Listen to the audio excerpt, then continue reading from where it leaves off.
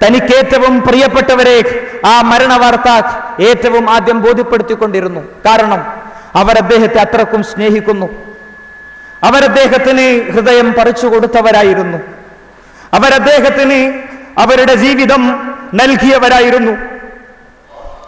അതുകൊണ്ട് അവരെ സംബന്ധിച്ചിടത്തോളം പ്രവാചകന്റെ മരണം പെട്ടെന്നറിയുമ്പോൾ സ്വാഭാവികമായും അവർക്ക് വേദനകൾ സഹിക്കാൻ കഴിയില്ല എന്ന തിരിച്ചറിവ് അള്ളാഹുവിനാണ് ഏറ്റവും നന്നായി അറിയുക. അതുകൊണ്ട് പ്രവാചകൻ മരണത്തിന്റെ 1 വർഷം മുമ്പ് മുതൽക്കേ, മരണത്തിന്റെ മാസങ്ങൾ മുമ്പ് മുതൽക്കേ തന്റെ ഏറ്റവും പ്രിയപ്പെട്ടവരെ ആ വിഷയം ബോധ്യപ്പെടുത്തിക്കൊണ്ടിരുന്നു. ഒരു ദിവസം ഫാത്തിമ ബീവിയെ വിളിച്ചു. ഫാത്തിമ ബീവി തിരുദൂതരുടെ വഫാത്തിന് ശേഷം ആ സംഭവം ലോകത്തോട് പറഞ്ഞു. അല്ലേ, പ്രവാചകൻ രഹസ്യമാക്കി വെച്ചൊരു കാര്യം ആരോടും പറയണ്ട എന്ന് ഞാൻ വിചാരിച്ചു എന്ന് പറഞ്ഞവർ പറഞ്ഞ വാചകം ഇമാം ബുഖാരി റഹ്മഹുല്ലാ ഉദ്ധരിച്ചത് കാണാം. അസ്റ ഇലയ്യ നബി സല്ലല്ലാഹു അലൈഹി വസല്ലം അന്ന ജിബ്രീൽ കാന യുആറദനി ബിൽ ഖുർആൻ കുല്ല സന. അന്ന ജിബ്രീൽ, പ്രവാചകൻ എന്നോട് സ്വകാര്യം പറഞ്ഞു. ഫാത്തിമ ബീവി പറയാണ്, പ്രവാചകൻ എന്റെ കാതിൽ എന്നോട് സ്വകാര്യം പറഞ്ഞു.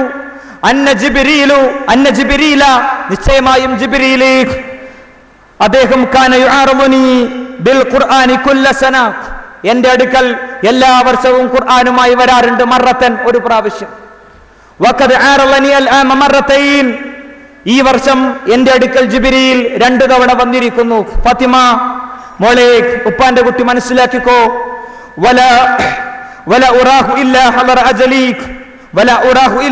അജലി, എന്റെ അന്ത്യം അടുക്കാൻ തുടങ്ങിയിരിക്കുന്നു എന്ന യാഥാർത്ഥ്യം മോളെ ഉപ്പ ഇതുകൊണ്ട് മനസ്സിലാക്കുന്നു.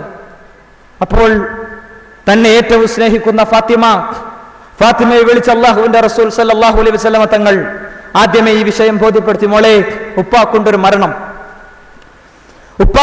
മരണം, ആ മരണത്തിന്റെ സമയം അടുത്തിരിക്കുന്നു. അല്ലേ, അള്ളാഹുവിന്റെ റസൂൽ ബുദ്ധിമാനായിരുന്നു.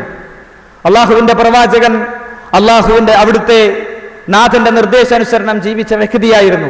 അതുകൊണ്ട് പ്രവാചകൻ ഫാത്തിമയെ ആ വിഷയം ബോധ്യപ്പെടുത്തി. അല്ലേ സഹോദര, അവരദ്ദേഹത്തെ സ്നേഹിച്ചതുകൊണ്ട്, അവർക്ക് സമ്മതിക്കാൻ കഴിയുമോ എന്ന മാനസികാവസ്ഥയുള്ളതുകൊണ്ട് നബി ആ വിഷയം പ്രത്യേകം ശ്രദ്ധിച്ചു. സമൂഹത്തോടും പറഞ്ഞു. അള്ളാഹുവിന്റെ പ്രവാചകൻ അദ്ദേഹത്തിന്റെ അവസാനത്തെ ഹജ്ജിൽ, അവസാനത്തെ പ്രസംഗത്തിൽ തന്നെ കേൾക്കാൻ സാഹൂദം തടിച്ചുകൂടിയ ജനസഞ്ചയത്തിന്റെ മുന്നിൽ പ്രഖ്യാപിച്ചു, മക്കയും മദീനയും ജസീറത്തുൽ അറബും കീഴടങ്ങി അറബികളുടെ മണ്ണിൽ നിന്ന് നാവിക സംഘങ്ങൾ അജമികളുടെ മണ്ണിലേക്ക് പോകാൻ പുറപ്പെടുന്ന പശ്ചാത്തലത്തിൽ തിരുനബി സല്ലല്ലാഹു അലൈഹി വസല്ലമ തങ്ങൾ തന്റെ യാത്രയെ സംബന്ധിച്ച് സമൂഹത്തെ നേരിട്ടല്ലാത്ത ഭാഷയിൽ ബോധ്യപ്പെടുത്തി ജനങ്ങളെ,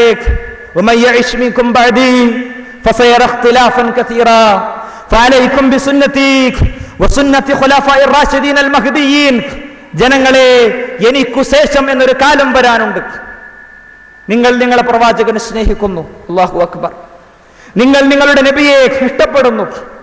നിങ്ങൾ നിങ്ങളുടെ പ്രവാചകനെ ആത്മാർത്ഥമായി ആ പ്രവാചകന് വേണ്ടി ജീവിക്കുന്നു. എത്രത്തോളം നബിയെ ബദറിൽ അവർ പറഞ്ഞ വാചകം അതായിരുന്നു. ബദറിൽ അവർ പറഞ്ഞ വരി അതായിരുന്നു. അൻസാറുകൾ നബിയെ സഹായിക്കുമോ എന്ന് നബിക്ക് സംശയം വന്ന സന്ദർഭത്തിൽ തിരു റസൂൽ സല്ലല്ലാഹു അലൈഹി വസല്ലമ തങ്ങൾ അങ്ങനെ സംശയിക്കുന്നു. 2 കാരണങ്ങൾ ഉണ്ടായിരുന്നു. ഒന്ന്, അൻസാറുകൾ അഥവാ മദീനയിൽ നബിയെ സ്വീകരിച്ച ആളുകൾ തിരുനബിക്ക് കൊടുത്ത കരാറിലുണ്ടായിരുന്നത് നബിയെ മദീനയുടെ ഉള്ളിൽ നിങ്ങൾ ഉണ്ടാകുമ്പോൾ സഹായിക്കുമെന്നാണ്. ബദർ എന്നത് മദീനയുടെ പുറത്താണ്. 1. 2, രണ്ടാമത്തെ കാരണം, അവരെ സംബന്ധിച്ചിടത്തോളം അപ്രതീക്ഷിതമായ ഒരു യുദ്ധത്തിലേക്കാണ് അവർ എടുത്തു ചാടേണ്ടി വന്നിരിക്കുന്നത്. അവർ ഒരു കച്ചവട സംഘത്തെ നേരിടാൻ വന്നതാണ്. ആയുധശേഷിയുള്ളൊരു സംഘം അവർ പ്രതീക്ഷിച്ചിട്ടില്ല. ശരി,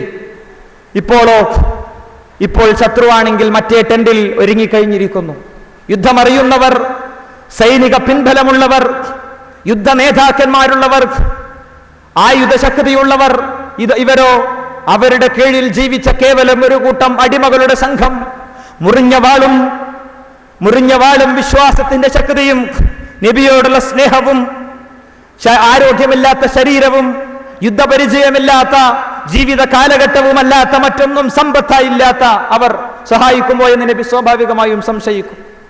അൻസാറുകൾ നബിയോട് കൊടുത്ത ഉത്തരം, ഈ സംശയം മനസ്സിൽ വെച്ച് കൊടുത്ത ഉത്തരം അവർ നബിയെ സ്നേഹിച്ചു എന്നതിന്റെ ഏറ്റവും വലിയ തെളിവാണ്. റസൂലേ, ഒരു സമുദ്രം നിങ്ങൾ കാണിച്ചിട്ട് ആ സമുദ്രത്തിലേക്ക് ഇറങ്ങണമെന്നാണ് മദീനയിൽ നിങ്ങൾക്ക് മണ്ണും മനസ്സുമൊരുക്കിയ മദീനയിലെ വിശ്വാസി സംഘത്തോട് താങ്കൾ ആവശ്യപ്പെടുന്നതെങ്കിൽ റസൂലേ, ആർത്തിരമ്പുന്ന സമുദ്രത്തിലേക്ക് എടുത്തു ചാടാൻ സന്നദ്ധമാണ് മദീനയിലെ വിശ്വാസികളുടെ സംഘം എന്ന് മറുപടി കൊടുത്ത അവർ, സഹോദര, ഒരു സുപ്രഭാതത്തിൽ നബി മരിക്കുമ്പോൾ, വഫാത്താകുമ്പോൾ അവർ ഞെട്ടാതിരിക്കുകയില്ല, അവർക്കത് സഹിക്കാൻ കഴിയുകയില്ല. അതുകൊണ്ട് ജനങ്ങളോട് പറഞ്ഞു, ജനങ്ങളെ, എനിക്കു ശേഷം ഒരു സമയം വരാണ്ട്, അഥവാ ഞാൻ മരിക്കുന്നർത്ഥം.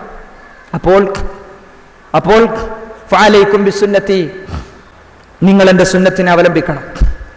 വസുന്നതി ഖുലഫാഇർ റാഷിദീൻ അൽ മഹ്ദിയീൻ, എന്റെ മാത്രമല്ല എന്റെ സ്വഹാബത്തിന്റെ സുന്നത്തിനെയും എന്റെ ഖുലഫാക്കളുടെ സുന്നത്തിനെയും നിങ്ങൾ പിൻപറ്റണം.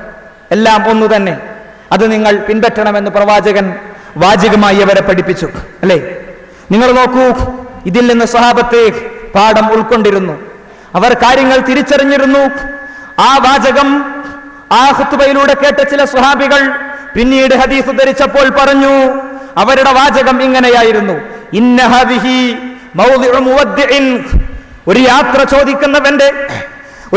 ചോദിക്കുന്നവന്റെ വാചകങ്ങളായി ഞങ്ങൾക്കത് അനുഭവപ്പെട്ടുവെന്ന് കണ്ണീരിന്റെ പേന കൊണ്ട് എഴുതിയ ചരിത്രത്തിന്റെ പശ്ചാത്തലത്തിൽ തിരുനബി സല്ലല്ലാഹു അലൈഹി വസല്ലം തങ്ങളുടെ സ്വഹാബത്ത് അതിനെക്കുറിച്ച് പറഞ്ഞു.